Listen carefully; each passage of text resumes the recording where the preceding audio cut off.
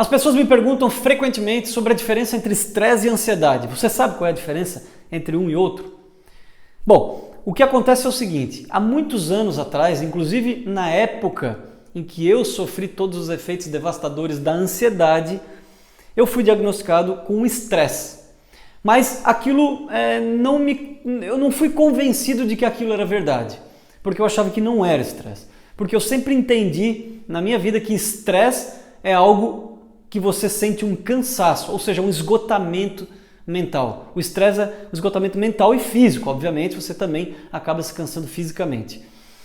Na minha visão era isso, e eu não tinha, naquela época, motivos para ter estresse. Só que também não se falava em ansiedade. Ansiedade era algo que não era comentado, isso eu estou falando de muitos anos atrás. Então, todo mundo era estressado. Hoje, o que acontece nos dias de hoje? Todo mundo é ansioso. Não é assim hoje? Pois é, todo mundo é diagnosticado com ansiedade ou se autodiagnostica com ansiedade. Mas qual é a real diferença entre um e outro? Vamos lá. Primeira coisa que nós temos que entender. O estresse, ele não é criação de medos irreais, ilusórios. O estresse ele não te tira a coragem de viver como a ansiedade faz. O estresse é um esgotamento mental. O estresse é um esgotamento psicológico. O estresse é a exaustão. O estresse é uma forma da mente e do corpo te acender um alerta, uma sirene, é um pedido de socorro, né, da sua mente, do seu corpo, para que você descanse. Isso é o estresse. O estresse é isso. E o estresse ele é causado pelo ambiente, ou seja, onde você frequenta. Então o estresse ele vem de fora para dentro. Por isso que é muito comum as pessoas estarem estressadas no trabalho. É muito comum desenvolver o estresse por conta do trabalho. Aquelas pessoas são chamadas de workaholic, aquelas que trabalham o tempo todo e esquecem das suas vidas, das suas famílias, né, e do seu tempo. Então elas acabam desenvolvendo o estresse, que é o excesso, é o esgotamento. E o estresse também pode ser causado não só por você trabalhar demais, e sim pelas exigências que vêm até você, pelas pressões, pelas cobranças, né, de um ambiente. Então por isso que o estresse é muito comum no ambiente de trabalho, porque é onde você mais se incomoda, é onde você tem mais responsabilidades, é onde você tem o seu ganha-pão.